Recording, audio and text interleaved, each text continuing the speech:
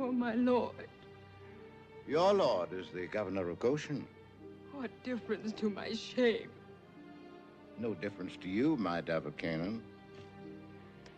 But to a condemned slave like Joshua, it could make the difference between death on the spikes and life in the copper mines of Sinai. What would you do to influence His Excellency's clemency?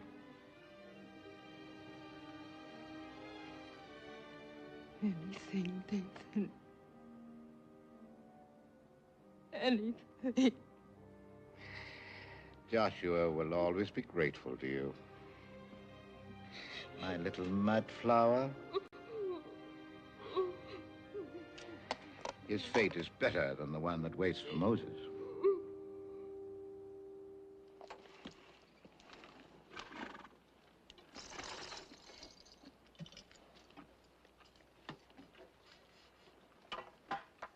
The slave who would be king.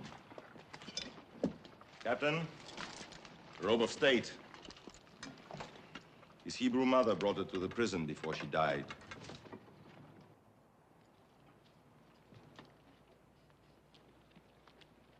I'd rather this be your armor. You will have need of a scepter. Give me this binding, Paul.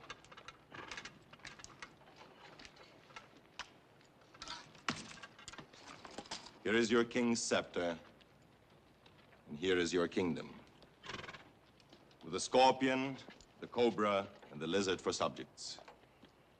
Free them if you will. Leave the Hebrews to me. Give this prince of Israel 1 day's ration of bread and water. 1 day's ration? It'll take many days to cross this wilderness, if he can cross at all.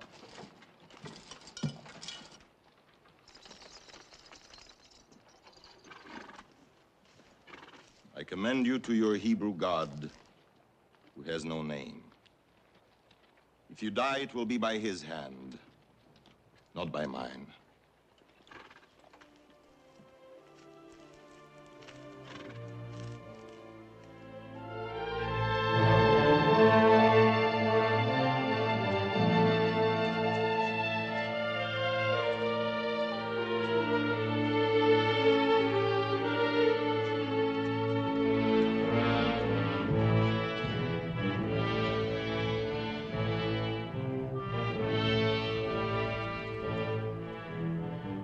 Farewell, my one-time brother.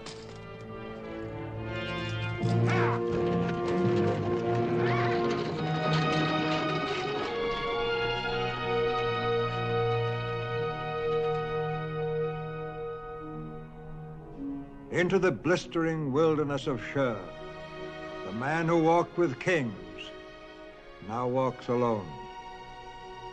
Torn from the pinnacle of royal power, stripped of all rank and earthly wealth, a forsaken man, without a country, without a hope. His soul in turmoil, like the hot winds and raging sands that lash him with the fury of a taskmaster's whip.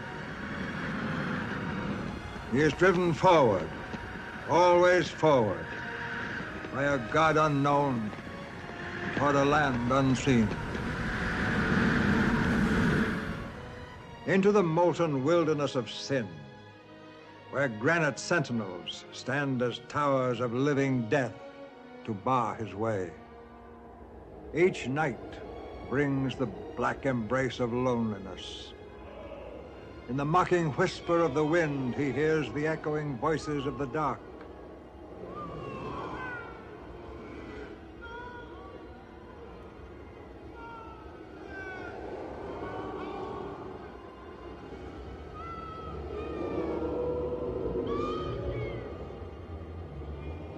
His tortured mind, wondering if they call the memory of past triumphs, or wail foreboding of disasters yet to come, or whether the desert's hot breath has melted his reason into madness.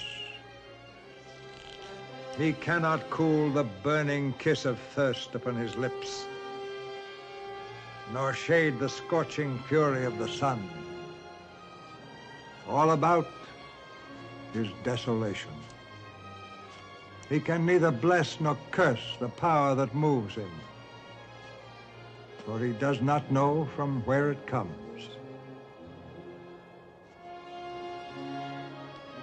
Learning that it can be more terrible to live than to die, he is driven onward through the burning crucible of desert, where holy men and prophets are cleansed and purged for God's great purpose.